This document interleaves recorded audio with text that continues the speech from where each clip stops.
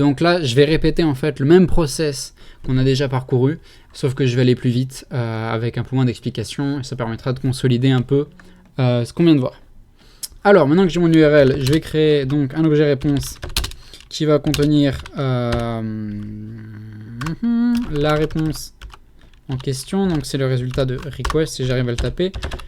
Donc, une méthode get sur l'URL en question. Hop, on va utiliser la petite fonction fancy if response.ok. On va pouvoir créer un objet soup avec notre texte de réponse. On peut utiliser content aussi. La différence est assez subtile, on va pas l'expliquer ici. Mais là, je pourrais utiliser content aussi à la place de texte. Hop, hop, hop. Une fois que ça c'est fait, je vais aller ici choper les sélecteurs CSS dont j'ai besoin. Déjà, imaginons que dans un premier temps, je vais récupérer le nom. Country. Hop, là j'ai une classe. Alors on va voir cette classe là, combien de fois elle se répète à l'intérieur de la page. Donc je la mets dans la recherche, je vois qu'elle se répète 15 fois.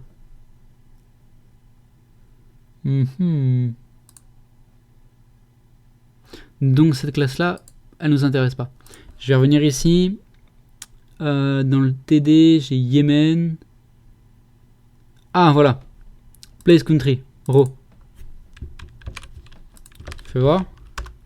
Boum, ça n'apparaît qu'une seule fois. Donc je vais aller chercher un TR qui a cette idée. Oui, c'est un ID, c'est pas une classe. Ok, parfait. Donc je vais aller chercher une ligne. On va appeler ça comment? Country. Voilà, on va appeler ça country égale td.find.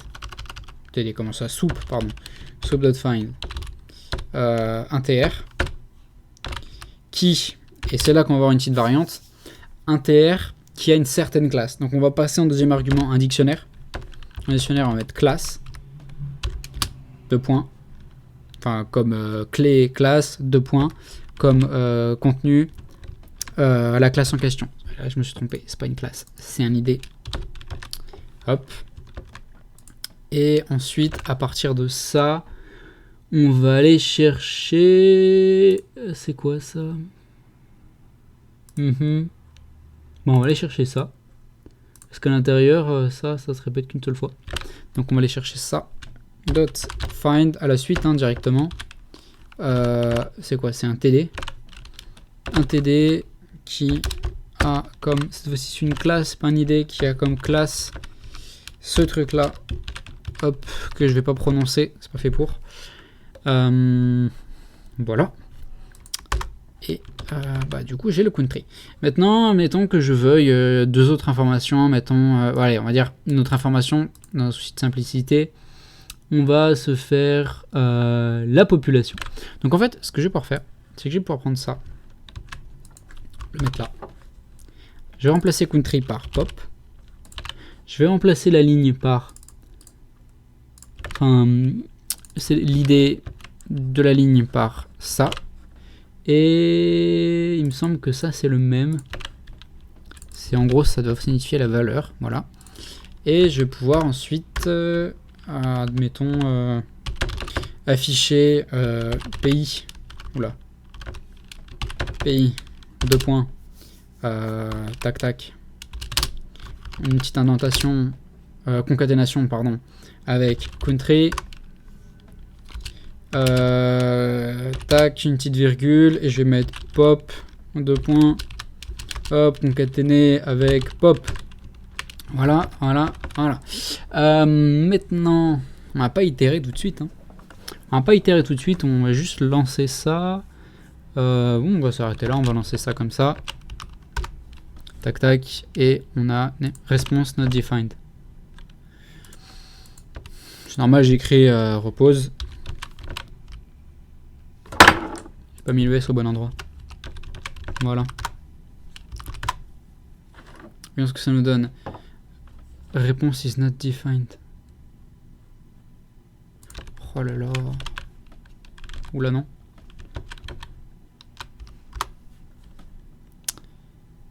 Must be str not tag. Ah oui évidemment. Je lui ai demandé de concaténer avec des tags, du coup il est pas d'accord. Juste corriger ça rapidement.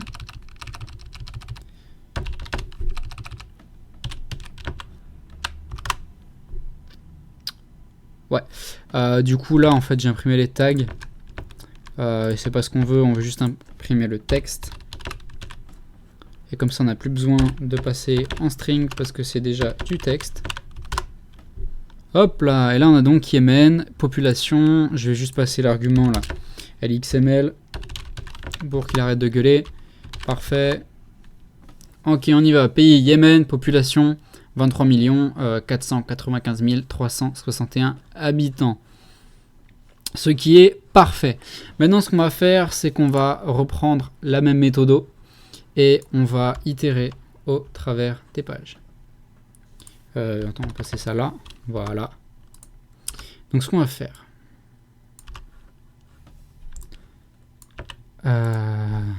Hop. Hop. On va dire que l'URL, ça équivaut à row.strip parce qu'on veut enlever les retours à la ligne. On ne veut pas de retour à la ligne dans les URL. On va effectuer ça, imprimer, et on va faire un time.sleep 3 comme avant. Et là, il va aller gentiment nous chercher. Ah ouais, évidemment. Il faut mettre ça comme ça. Voilà, Afghanistan. Land Island, blablabla, avec la population. Albania. Algérie. Etc., etc. Étant donné qu'il y en a 250, on va pas tous les passer. On va s'arrêter ici.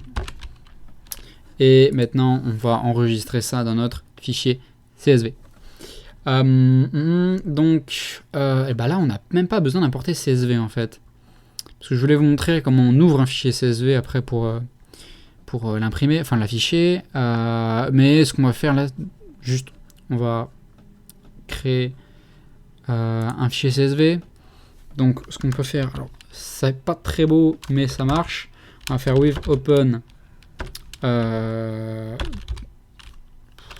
va l'appeler pays.csv, tac tac, qu'on va ouvrir cette fois-ci en écriture as, on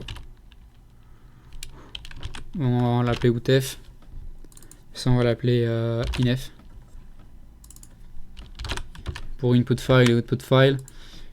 Passer ça comme ça comme ça, et du coup maintenant à chaque tour de roue, au lieu d'imprimer, oh là là, faut que j'arrête, au lieu d'afficher pardon le pays et tout ça, ou quoi qu'on va faire les deux, on va laisser notre print, on va juste rajouter out, alors 2 petites secondes, avant tout ce qu'il faut faire c'est outfile, donc outf.write, et écrire en fait les entêtes du fichier CSV. Donc les entêtes, ça va être pays et comment ça s'appelle, pays et population, et un retour à la ligne avec la virgule, parce qu'on est sur un fichier CSV, donc comma separated file, oula, c'est quoi déjà V, comma separated values, voilà c'est ça.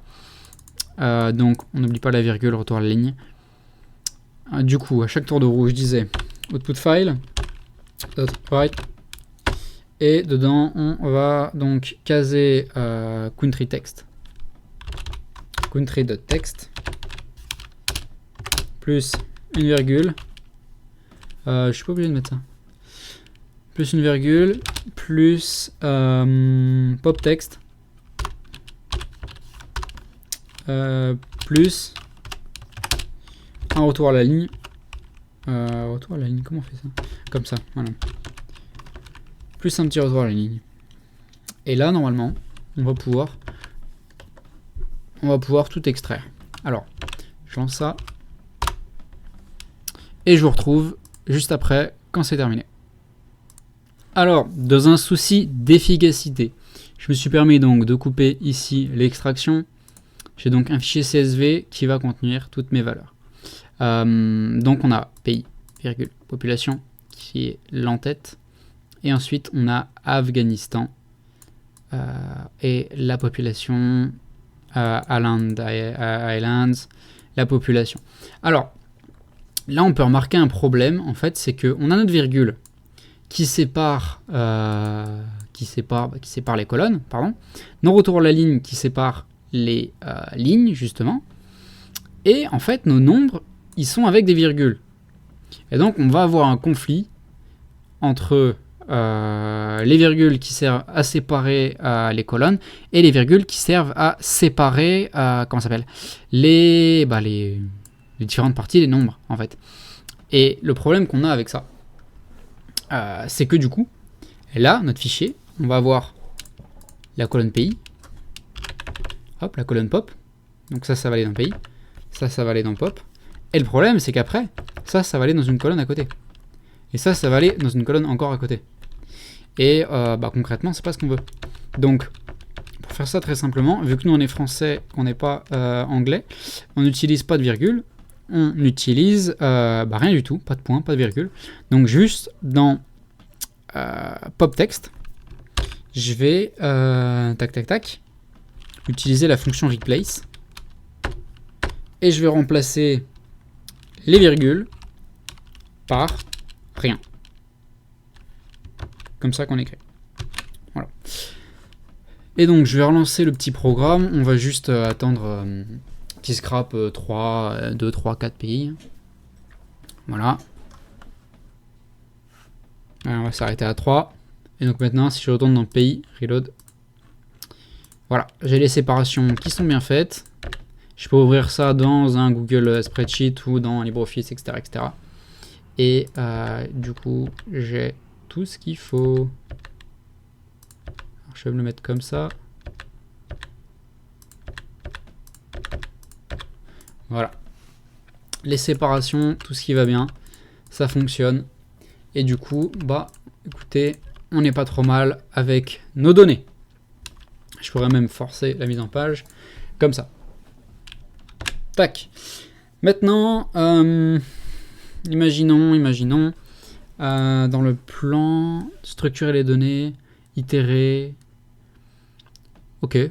Disons qu'on va s'arrêter là pour la première partie de la série. On a déjà vu pas mal de choses. On a vu ce que c'était que le scrapping, de quoi on avait besoin en termes de bibliothèque, comment les setup. On a vu comment on fait une requête. On a vu comment on parse du HTML. On a vu comment itérer à travers de plusieurs pages. Et on a vu comment structurer nos données en sortie dans des CSV. Dans la prochaine partie de la série, je pense que je vais vous montrer des exemples, on va dire un peu plus techniques, avec des cas un peu plus spécifiques. Par exemple, on va avoir, je pense que je vais faire des vidéos spécifiques, une vidéo sur les différentes manières de structurer les données, donc avec du SQL, avec du JSON, du Pickle, etc., etc. Une vidéo sur tout ce qui est JavaScript handling, là, pour gérer en fait les pages générées par du JavaScript, ou les liens générés par du JavaScript, ou les liens en JavaScript. Une autre vidéo pour les logins, comment on se login avec request, comment on maintient la session pour aller chercher des trucs derrière un login, etc., etc., etc. Donc, je vous dis à très bientôt dans une prochaine vidéo. C'était Lim JavaScripter. Merci d'avoir suivi cette série et à plus tard.